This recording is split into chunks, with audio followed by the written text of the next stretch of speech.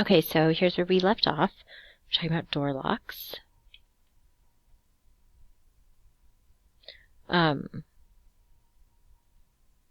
Anyway, the third layer is alarm systems. Okay. And believe it or not, though you can hardly see it, this is Windows Defender, and it's saying yes, it's on, so you're protected. Okay. The third layer of defense, alarm systems, is software-based firewalls.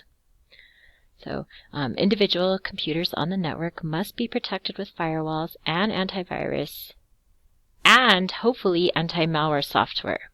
Okay. Layer 4. Yay, we can see the pictures. The last layer of defense is referred to as the guard dogs. And this is critical to security success. Okay. The network administrator, or you at home, needs to be diligent in keeping the systems on the network up to date and secure. Alright, so this is if you're using Windows 10, you can choose how updates are installed if you go through the settings. Okay, this is macOS Sierra, and this tells you about the update there and how many updates you have pending, and then you can decide when you want the updates to happen.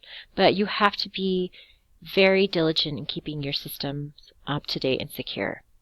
Okay, just I don't know, 2 weeks ago, the WannaCry ransomware attack, okay, that you probably heard about in the news, took down a bunch of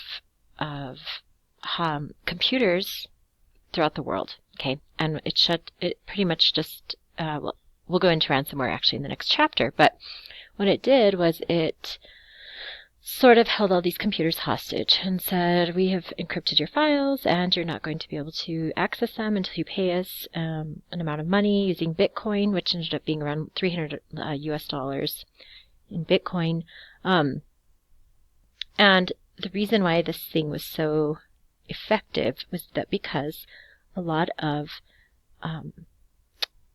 government machines, whether it's our government or anywhere else, are using outdated versions of software. Okay, so it really affected the National Health Service, and all of their computers are running Windows XP. So that was from a long time ago. Okay, people like Windows XP, they don't want to give it up. Plus, it's crazy expensive to update a bunch of computers for something so large as like the National Health Service. So that's just why they hadn't done it. And Microsoft is, I'm sorry, but being ridiculous and saying you have to pay a big bunch of money if you want these updates. And so they said, well, we can't afford it. It was like something like $3 million. So instead, they got hit with this ransomware instead, and it was a big problem. So the point of that story being that if they had been doing their updates, if they had a more modern version of an operating system, then they probably would have been protected against this ransomware. But that could take us into a whole other topic concerning Microsoft and its monopoly. Oh, and we'll skip that for now. Yes, that's how we feel about that. Okay. Wireless networks have very special vulnerabilities that you're not really going to find when you have a wired network. Okay, so you need to take these additional steps in order to keep your wireless network secure. A hacker is someone who breaks into computer systems to create mischief or steal information. The newer wireless 802.11 networks have wide ranges, making it possible for hackers to access your network without your knowledge. Okay, what I mean by that is that the wireless signal coming from your home network is usually extending outside of your home. Okay, and so sometimes people can access it. You're not even going to know that they're using your network. Okay, maybe it's just your neighbor being a pain. Either way, this stuff is going to slow down your network, so it's good to be aware of who's actually using your network. Okay. Most wireless network adapters are set up to access the strongest wireless network signal detected. Okay, and so we have this term called piggybacking, and what that is connecting to a wireless network without the permission of the owner. And that's all fine and dandy. Like if you're okay with your neighbor using your wireless, maybe you give them your password. You're a nicer person than me. The problem with this is that if someone is using your network connection, like I mentioned earlier, the usage could be slowing down your connection speed. Okay? So that's just a nuisance, right? The scary part is that any sort of cyber attacks or illegal behavior that's initiated from your wireless network is going to get you into trouble with authorities. So whether a hacker is accessing your network, whether your neighbor is accessing your network, even with your permission, if they start doing something illegal and they get caught, the person who's going to be in trouble is you, because that's your network. Okay? Your neighbors will say, we don't know what they're talking about. We weren't using that. Or, you could say it wasn't me, but how many people say it wasn't me? It's not really a great line. So just pay attention, make sure you have a good password, and don't really give out your password to everyone to use your wireless. These are important. I want you to remember these, okay? To secure a wireless network, you should take these additional precautions. Change your network name, okay, or your SSID. That stands for Service Set Identifier. Every single wireless network has its own name to identify it, and that name is known as its SSID. Okay?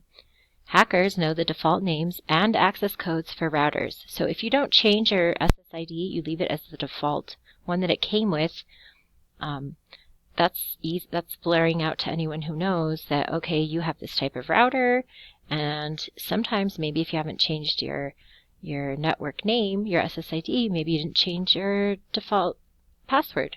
Okay, so make sure you change that stuff. Okay, use at least 8 characters for your password that are a combination of letters, symbols, and numbers. You don't want to have any like dictionary words in there. Okay, turn on security protocols.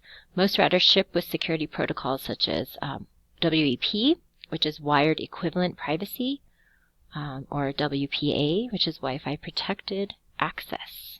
Okay. Another thing you can do is disable your SSID broadcast. So all that does is, instead of your network showing up when people happen to be in the area, that it will no longer be broadcasting the name of your network. Your network will still be up and running, but the name is no longer going to be broadcasted. So only people that are in the know will be able to find your network because they'll know the actual name of it. Okay. Note, you must remember this, okay? Remember these as potential final exam questions. So going back to this stuff, these are included. You can create a passphrase. The security key or passphrase is the code that computers on your network need to decrypt data transmissions from your network. You can implement media access control. A lot of your routers allow you to restrict access to the network to only certain MAC addresses. Limit your signal range. Cutting down the power to low or to medium could prevent your signal from reaching too far away from your home. Okay. And finally, you can apply firmware upgrades. So your router has read-only memory, ROM, software written to it, which is known as firmware. And as bugs are found in that firmware, the manufacturers issue these patches. So periodically, check the manufacturer's website for necessary upgrades. If any of you are gamers or use game consoles, you've probably done your firmware upgrades for those, so just make sure you do it for your router as well. Okay, and so this is what it looks like. If you want to access your router, you can do that. Okay. When you do that, then you can come in and configure the security protocols that are available on your router. This is where you can change your SSID, okay, whether it's broadcasting or not. So in order to find this is an IP address. Okay, notice we have 4 sets of numbers separated by these periods, so that's our little dotted quad there. In order to find the IP address for your router, you can just go to like your ISP's website and look up your router, and it'll give you that information. So you just plug it in right up here. It'll bring you to like a main page, and that's where you will enter in your network name and password, okay, and log in there. And then you now have access to all kinds of stuff on your router. So it's really cool. Different tabs you can click on. this one we're looking at here is the wireless settings. Okay, so we're looking at wireless status. Radio enabled, yes, that means yes, your wireless is set up. Remember, radio waves, sorry. This is your SSID, okay? They chose this name, believe it or not, GMV05, so that's unique for them.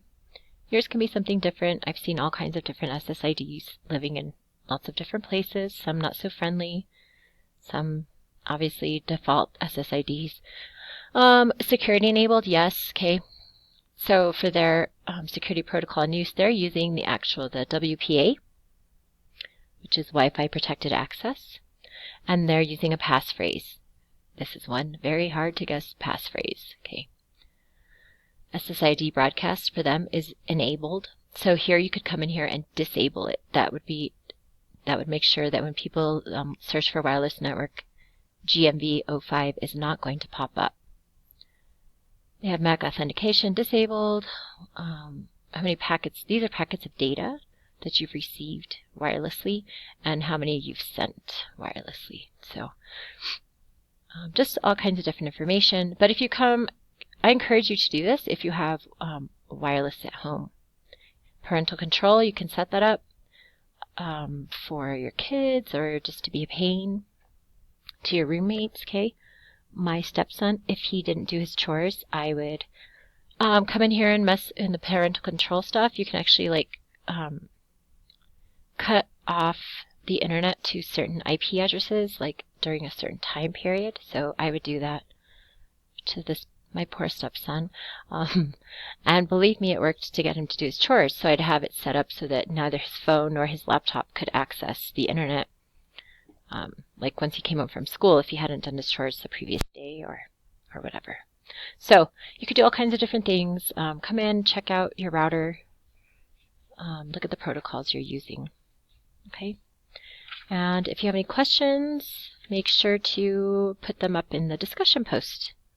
Okay, that's Chapter 9. Thanks.